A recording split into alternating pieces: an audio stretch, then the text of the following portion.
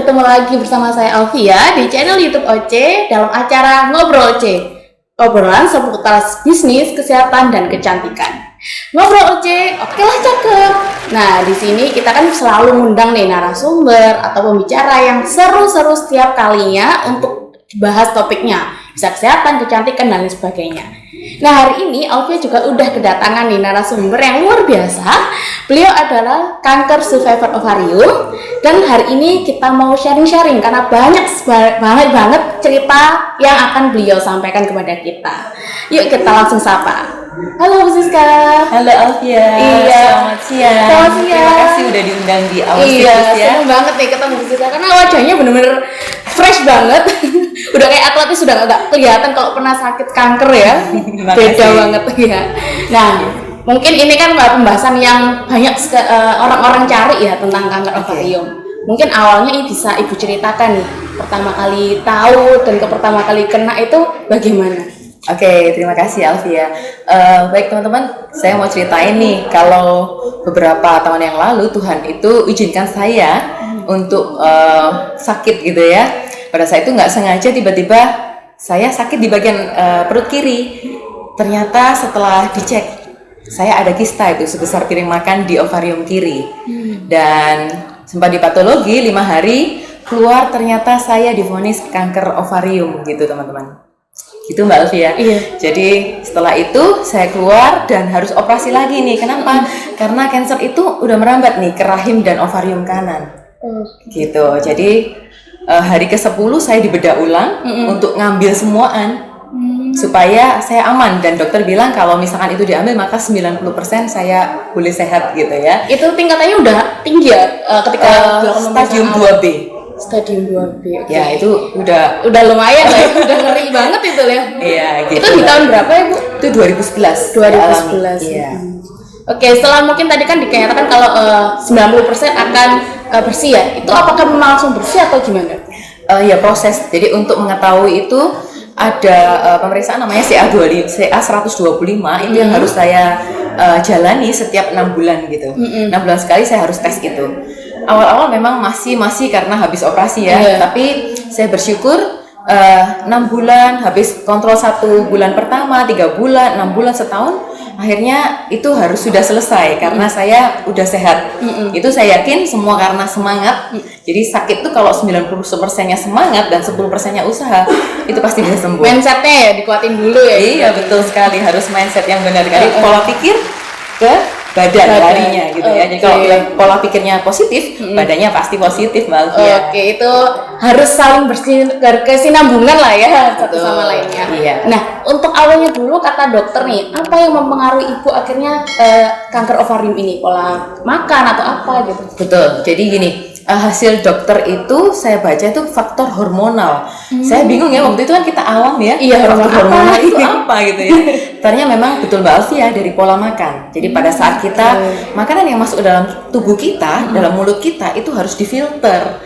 Jadi kalau selama itu mungkin saya makan aja yang enak makan gitu. Enak ya. Nasi campur mie, campur telur ceplok gitu ya, udah digoreng ya. Ternyata itu membuat efeknya sakit. Jadi hormonalnya kacau pada saat kita terlalu banyak makan karbohidrat yang diolah menjadi gula. Jadi karbo yang kebanyakan itu prosesnya nanti unsur terkecilnya gula. Kalau lemak unsur terkecilnya lemak esensial. Kalau protein unsur terkecilnya asam amino. Jadi kalau itu dulu nggak saya makan, saya nggak bakal sakit ya Mbak ya. Iya, nah, makanya ini dari sakit itu saya mengambil keputusan untuk sehat teman-teman gitu Mbak Alfia. Jadi sehat untuk diri saya dan tentunya saya bisa bermanfaat untuk orang lain. Iya. Gitu. Nah, mungkin tadi kan tentang perubahan ya. Apakah setelah operasi itu Ibu hanya operasi aja, terus ataukah ada kegiatan lainnya yang mungkin dirubah dari yang sebelumnya? Iya. Jadi sebelum setelah operasi teman-teman itu saya masih kemoterapi tuh 6 kali. Nah, setelah kemoterapi dinyatakan oke, saya otomatis sebagai manusia kepingin tahu kalau misalkan saya harus medikasi aja kan menakutkan ya, efeknya ke ginjal gitu ya. Iya. Tapi saya teman-teman ada memberi masukan coba obat herbal gitu kan. Saya kenalah dengan produk yang sangat luar biasa ini ya dari Our Citrus, namanya MED teman-teman. Itu yang membuat saya sampai bisa dinyatakan terlepas dari cancer ovarium, udah bersih. Langsung bersih Begitu. itu.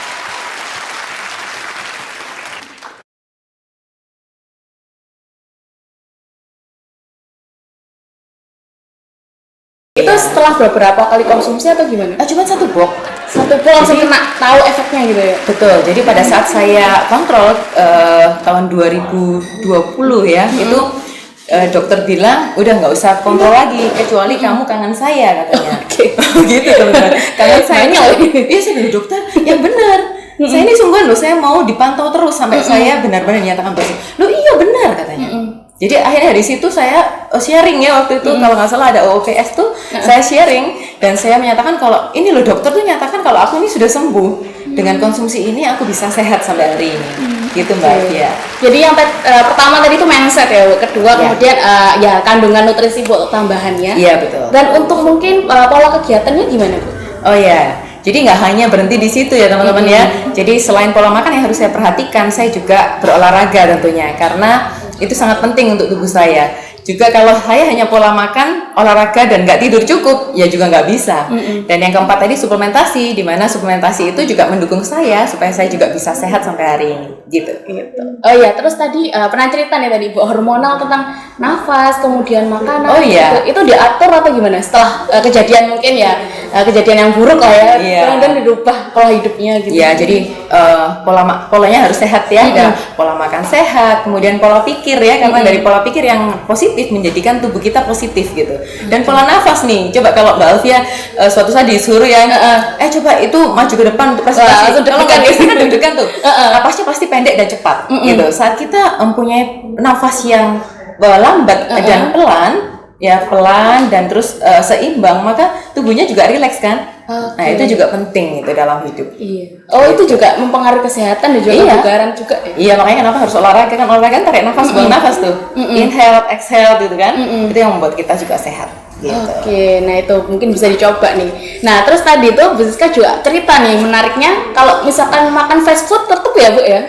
Pernah. Tapi harus dibayar sama olahraga loh teman-teman. Nah itu dibayar olahraga itu langsung atau besoknya atau gimana Bu? Hari yang sama, karena kalau besoknya itu pada nimbun nih di gudang lemak kita. Nah, kita mau habisin kan lemak di gudang kita. Nah itu harus olahraga gitu di hari yang bersamaan. Ya sebetulnya olahraga yang terbaik adalah sebelum kita makan saat perut kosong gitu, supaya menggunakan sumber energinya dari lemak yang menimbun di tubuh kita, jadi kita bisa tetap langsing gitu. Gitu ya. Jadi kandungan makanan tetap dijaga, olahraga juga gitu ya. Iya harus olahraga. Siap. Olahraga itu kan supaya badannya nggak gelambir gitu, apalagi yang pengen langsing ya kan, supaya kalau misalkan dari gemuk ke kurus dia nggak gelambir tapi tetap kencang. Oke. Tapi juga kesehatan juga ya Bu, yang kanker ovarium juga mungkin ya yang misalkan belum kena bisa mencobanya untuk mencegah. Iya, jadi lebih baik memperbaiki hulunya daripada hilirnya gitu. Jadi harus mencegah daripada mengobati. Seperti itu. Nah ya Ibu Siska juga mengkonsumsi GCS ya Bu kalau nggak salah. Oh iya, GCS itu kan antiinflamasi. Jadi pada saat tubuh kita ada infeksi-infeksi, dia bisa memperbaiki. Selain juga untuk kecantikan ya, juga untuk kulit supaya kan karena usianya ini udah mau 50 kan, jadi supaya kelihatan loh Bu. Rutan-rutan halusnya juga bisa dihindarkan. Gitu. Jadi MED, cara pemakainya MED dulu, GCS atau gimana? Iya biasanya selang lah ya, selang. Atau siangnya sama malamnya mau tidur gitu kan. GCS itu juga memperbaiki pola tidur kita. Gitu. Oke. Nah terus setelah dinyatakan tadi kalau benar-benar bersih nih setelah MED itu tadi, memang pasti dikonsumsi atau gimana? Oh iya itu ya berkala lah ya namanya, kan kita punya alat reproduksi masihan yang harus dijaga. Jadi berkala kita mesti konsumsi sih supaya kita juga tetap menjaga kesehatan. Gitu. Kalau nggak salah MED itu kan jamunya cewek-cewek nih. Iya. Kan kalau jamu sungguhan itu kan nggak enak ya. Iya. Pahit gitu kan. Karena cewek-cewek udah nggak mau nih. Nah, MED itu salah satu penggantinya. Karena enak nih. Enak. Almond coklat banget ya. Kalau pengen coklat nggak usah makan Silver Queen ya teman-teman ya. MED aja. Tambah sehat. Iya.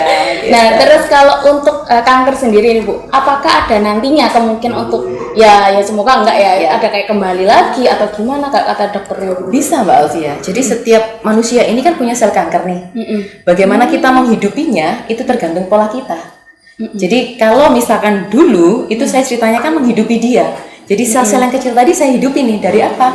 Gula dan lemak yang saya makan. Karbohidrat jadi gula kan? Lemak-lemak jadi lemak esensial itu saya makan. Jadi dia seperti saya siramin tuh. Iya. Akhirnya dia tumbuh gitu kan. Tapi selama kita nggak membiarkan itu dikasih makan, akan mati. Seperti itu. Makanya kenapa harus olahraga dan pola makan sehat, juga tidur yang cukup. Oke. Gitu. Ya karena memang mungkin makanan fast food itu lebih gampang ditemukan ya. Gampang, junk food, fast food tuh dan dia juga memicunya lebih besar gitu kan. Karena kan dia ada tepungnya itu. Tepungnya juga ada, gorengnya juga ada. Nah itu gorengan itu Gitu. enak banget itu. Ya tapi di samping enak, tapi kita juga harus peduli ya untuk kesehatan kita juga. Betul. Iya. Nah mungkin di penonton YouTube ini ada yang mungkin masih kena kanker atau lagi berjuang untuk menyembuhkan. Mungkin ada pesan-pesan yang bisa disampaikan, Bu? Oke, teman-teman, untuk para pejuang yang sekarang lagi berjuang dan mau mencegah, ingat ya teman-teman ya, yang perlu diperhatikan adalah 4 nih. Kita harus pola makan yang sehat, harus olahraga yang cukup, jangan berlebihan karena setiap orang itu beda-beda. Yang ketiga, tidur yang cukup, dan yang keempat, suplementasi. 4 ini harus dikonsumsi teman-teman. Kalau satunya nggak dikonsumsi, ibaratnya rakit meja, dia akan timpang. Gitu. Ingat ya teman-teman ya, 4 ini harus dijaga. Oke. Nah itu tadi ilmu baru nih untuk semuanya, baik yang masih berjuang maupun yang yang kayak seusia muda-muda ini yang sukanya jajan sembarangan. Nah juga itu harus diingat, hati-hati kalau untuk konsumsi makanan, tetap pertimbangan kesehatan juga ya. Mungkin itulah banyak ilmu yang kita dapatkan hari ini, Bu, dari Ibu. Terima kasih. Iya, senang sekali buat sharing-sharing. Tapi untuk ingin cerita banyak, tapi untuk waktunya mungkin karena mepet banget. Ya mungkin kita bisa lanjutkan di lain waktu ataupun lewat sesi lainnya. Dan saya ucapkan juga terima kasih untuk Ibu Siska. Ya, semoga selalu diberi kesehatan selalu dan bisa berbagi untuk kebahagiaan untuk pejuang-pejuang kanker lain. Amin. Terima kasih, doa yang sama buat Mbak Alfia ya. Terima kasih, Bu. Terima kasih teman-teman atas kebersamaannya ya. Oke, nah terima kasih untuk semua penonton OC, dan jangan lupa untuk subscribe. Sampai jumpa di lain kesempatan. Ngobrol OC, oke lah, cakep. Sampai jumpa. Dah.